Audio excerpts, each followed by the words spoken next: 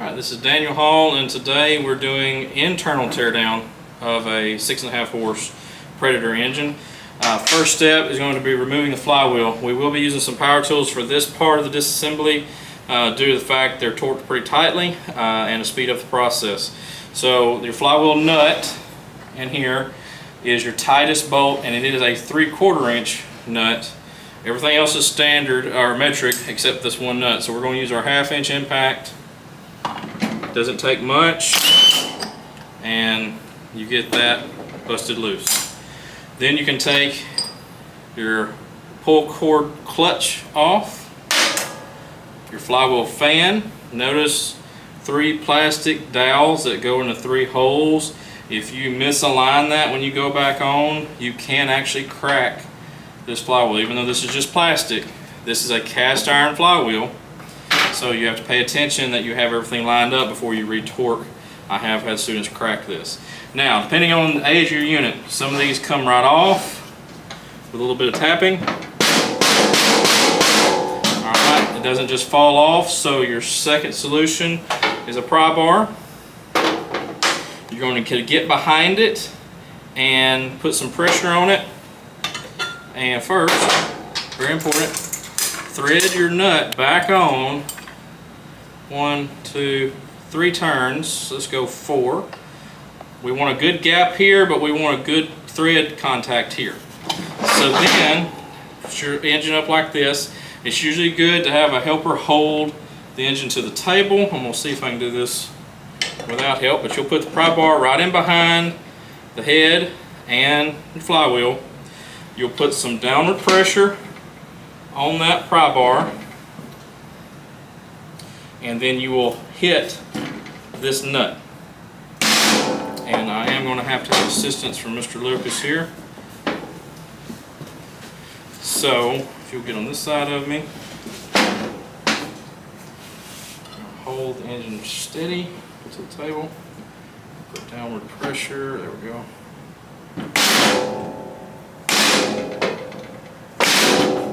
So they can be stuck really good, especially if they're older and rusted. So we're going to get a different angle on this thing. We're going to try to go in.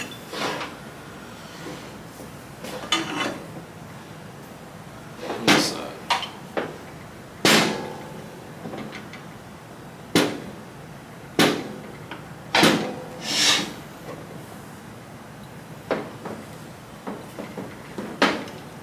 Tell you what, let's set it up.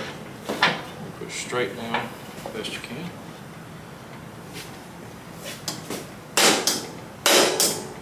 There it goes. So you'll feel it give. Thank you, Mr. Lucas. Take your nut back off. And flywheel, come on. So the reason it's stuck is it's tapered. So it has a bigger opening in the back than in the front, and it's keywayed. So it is stuck with a tapered fitting here.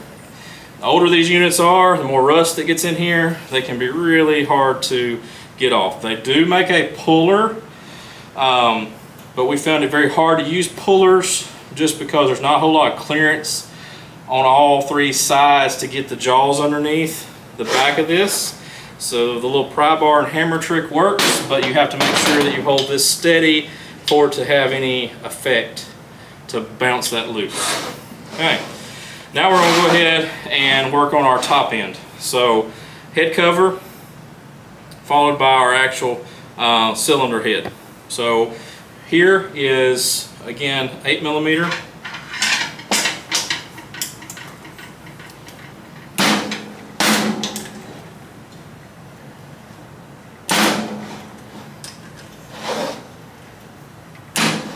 And pay attention as you do this. Everything on this unit is fairly roughly machined, has a lot of sharp edges. You will be wearing safety glasses and gloves in class, but the gloves are just going to be nylon or vinyl. They're not going to be leather, so you can still cut them. Pay attention where you're putting leverage, and that you don't bust your knuckle or cut your hand. Everything on this has sharp corners. And again, keep up with your bolts as you go. Now this will come off. Another gasket, if it's good and stuck, then don't tear it, just leave it on. This gets you a look into the head of the unit. These are the rocker arms. We have push rods that are making those rock, opening and closing your exhaust and your intake valve. We can leave those on for now and go ahead and remove our head. So there's 4 bolts, 2 in here and 2 exterior.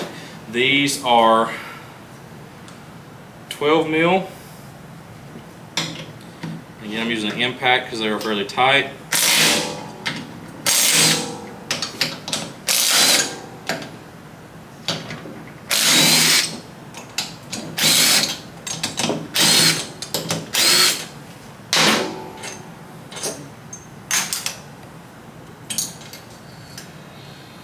So once you get it loose, you can drop those other 2 bolts out a little easier. You can leave this assembly the way it is, set it to the side, take your 2 push rods, pull them out, set them in your bowl. You have 2 metal dowels here. If they don't fall out, you can leave them in. So that one's pretty loose, I'll go ahead and take it out. Those help locate your gasket and your head, and they're easily to lose. Again, another gasket. Head gaskets tend to be stuck pretty good, so if it's stuck, I don't want to tear it, I'm going to leave it alone. So you notice on this head gasket, it has a metal ring, aluminum ring here, and as that gets hot and crushed in place, a lot of times you have to chisel this off or use a razor blade to scrape it off, and you'll need to replace it. But since we're going to put this right back together, we're not going to tear that off. It's still good. Now we can take apart our crank cover. Again, here you have the potential of fluids, not when it's sitting like this, but when I set it back over. So go ahead and lay you a towel down for when you set it back over so you don't forget. 12 mil all the way around. Actually, those may be 10s. Yes, they're 10s.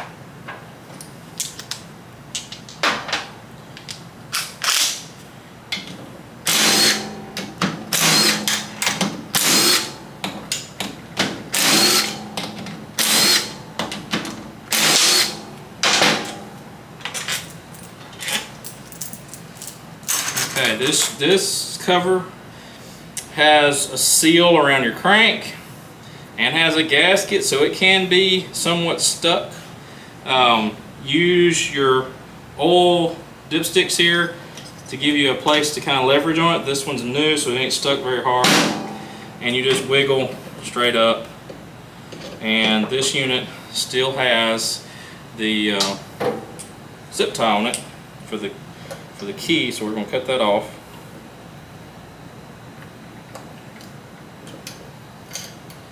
Take our key, put it in the bowl, and then this comes straight up. Again, you have a gasket, and you'll notice the gasket's wanting to stick, so I got to be careful that I bring it with me if it's stuck to the cover so I don't tear it.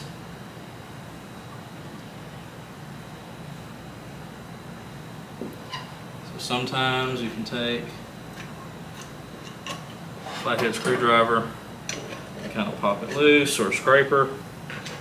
Putty knife works really well. Goal is just to get it broke loose. That way half of it's not stuck on here and here and you tear it. So this is one of your main bearings in here with your wiper seal on the outside keeping the oil in. Main seal here, and again we have 2 little dowel pins. These are smaller, so you can't mix them up with the others, but notice their location here and here. And then again, gently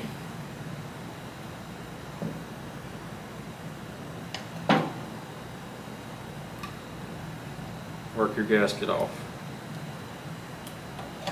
And I do have putty knives and razor blades in the toolboxes, so get the appropriate tool, but very brittle, set that aside.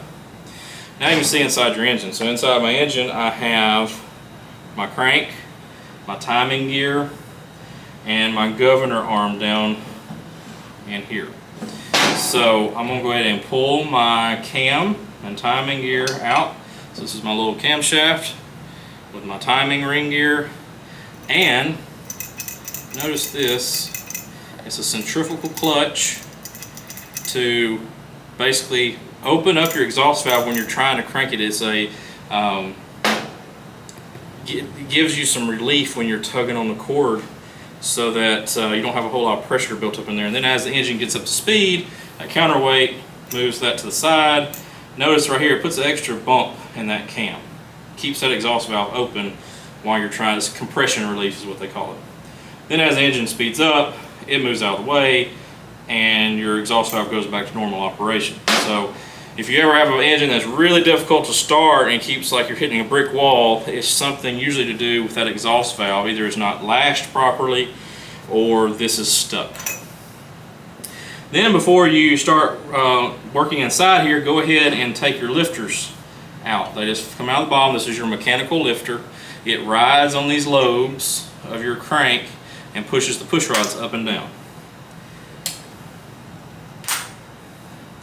Now we can see our connecting rod bolts. So we have two connecting rod screws. What you usually have to do is rotate those around to right about there so you can get a wrench on them.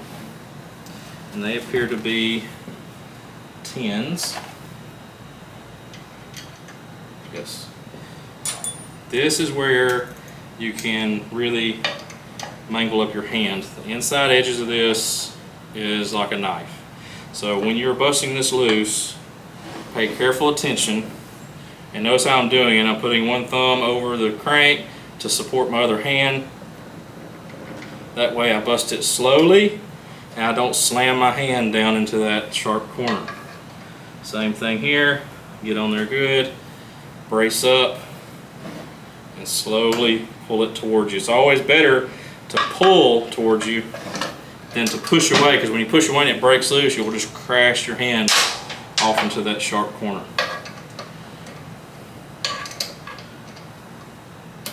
And everything in here, of course, now is very oily, so pay attention to your clothing and wear the appropriate gloves so you don't get it all over you.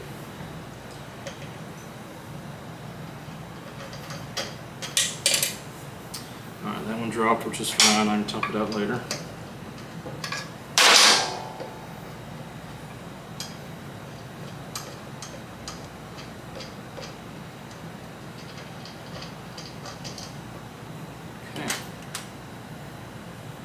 Now, your connecting rod's a two-piece connection. You have your oil slinger arm that sticks down. You can kind of grab that arm, pop it loose, and this comes out. So this is your oil slinger and your bearing, one half of your main bearing, or your journal bearing, I should say. So your main bearing is actually here in the cover, and there's a bushing on the other side. This is your journal bearing, or connecting rod bearing. And it's a plain bearing, there's nothing in there, just machined aluminum. But this oil slinger, that's how it lubricates itself. As it spins around in here, it grabs oil from the sump, which is sitting right about here, full of oil, grabs that oil out of the sump and slings it to lubricate the top end and the top of your crank. Set that aside, and then you can reach in here, roll your crankshaft to push the piston towards top dead center, just like that. Then roll your crank out of the way, keep rolling it, reach up in here and push your cylinder out the top. So there's your cylinder with your other half of your connecting rod. Now here's the important part. We found that depending on the engine and where it was manufactured, these are precision machined.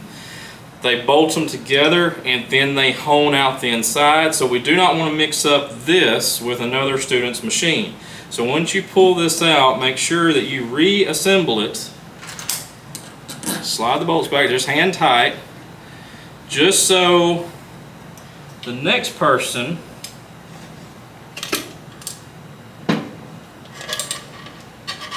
doesn't mix theirs up with yours. Keep it as one unit. Like that.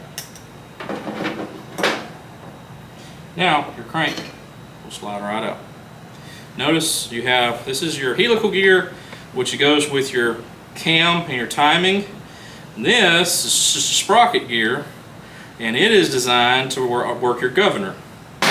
So back here, remember I told you not to pull that pin out in the first video. This is the reason why. It's connected to this little arm in here and this plastic gear. As this plastic gear spins, it slings out a little nipple in there that moves that arm just a 1/16 of a turn. And that works your governor. That keeps it under 3,500 RPM so you don't blow it up. Now that you have removed all this internal, you can pull your keeper pin.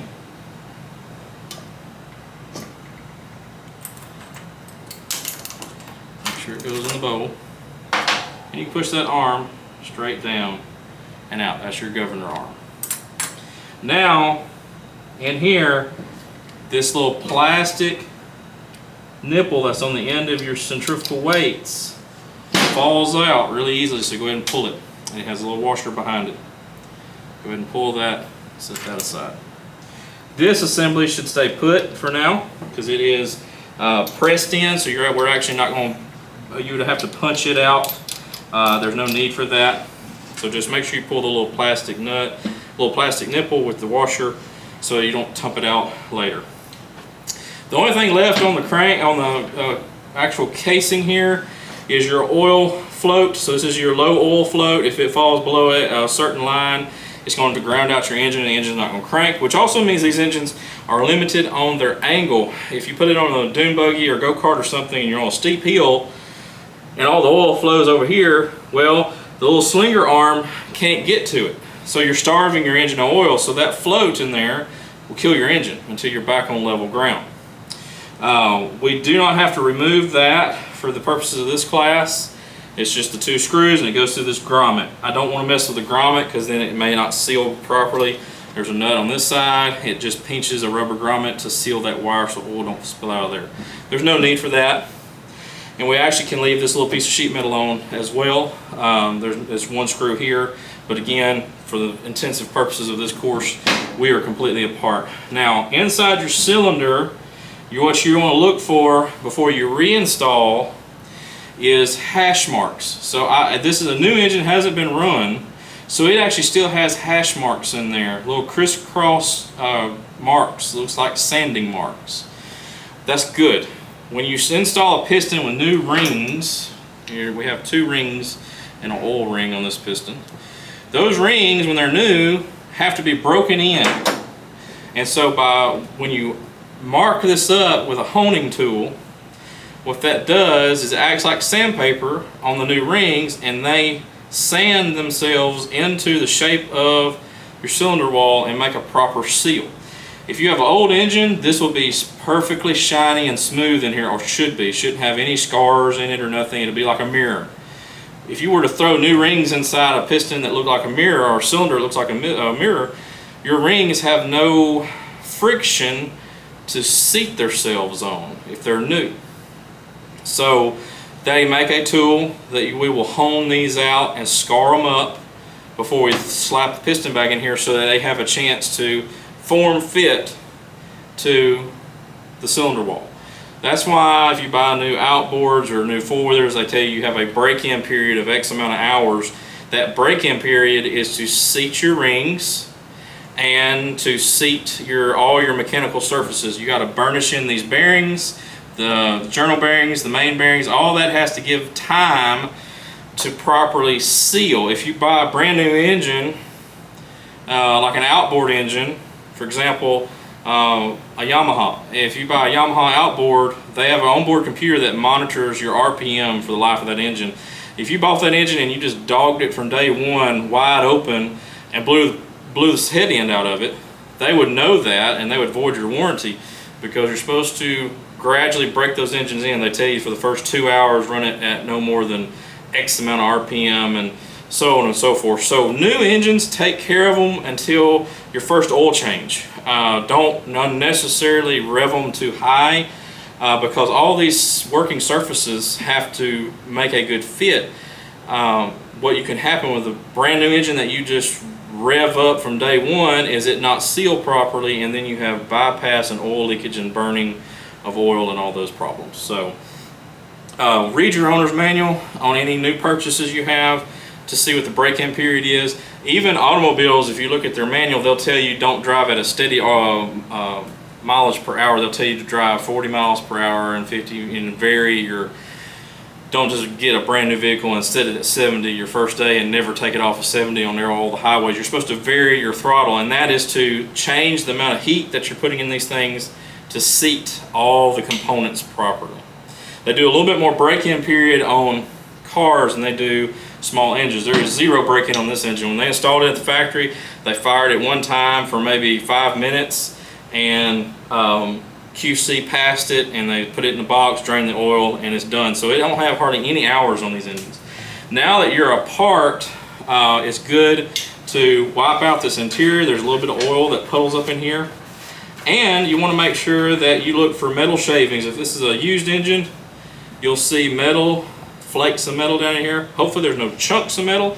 If there's chunks, you have a major problem, but you see stuff that looks almost like glitter. That's okay if it's brand new, hadn't had a lot of oil changes. Once it's broke in, that metal flake should diminish. And another very common thing that I do to my small engines is they make dipsticks right here with a magnetic tip. So these are just plastic, but you can actually buy a dipstick with a magnet on the end of it. And what that does is, as the oil is circulating in here, any metal would be attracted to that magnetic tip, and when you go to change your oil or check your oil, you can see if there's a ton of metal on the end of it or not, and kind of monitor your engine life. On my generators and things like that at the house, I always buy those aftermarket oil dipsticks with a magnetic end, and you'll be surprised how much metal you clean off of those things. These don't have any type of oil filter, so there's nothing to catch particles in here other than you draining it out, putting fresh in. So your break-in period, make sure you understand on your manual how long you should run these things before you change their oil, and make sure you meet that first oil change. Be very diligent about that. Very helpful thing to put on these engines is an hour meter. They're very cheap. They just wrap a wire around your spark plug wire, and then you can bolt it anywhere, or it usually has double-sided tape. You can stick it to the side of the gas tank or wherever. Monitoring your hours on small engines is the way to go, because you're not using this thing like a car where you go off of mileage. This thing may be on a log splitter and never move, but it's run on a daily basis. So you need to know how many hours is on the engine to change the oil, because the manual will tell you, after 20 hours, do your first oil change, and every 100 hours or something to that effect. I recently was reading a manual off of a new UTV I purchased, and it's the first oil change is 20 hours, and then it's once a year or every 100 hours after that. So making that first 20-hour service is very, very critical to your life or longevity of these engines. All right, thank you very much.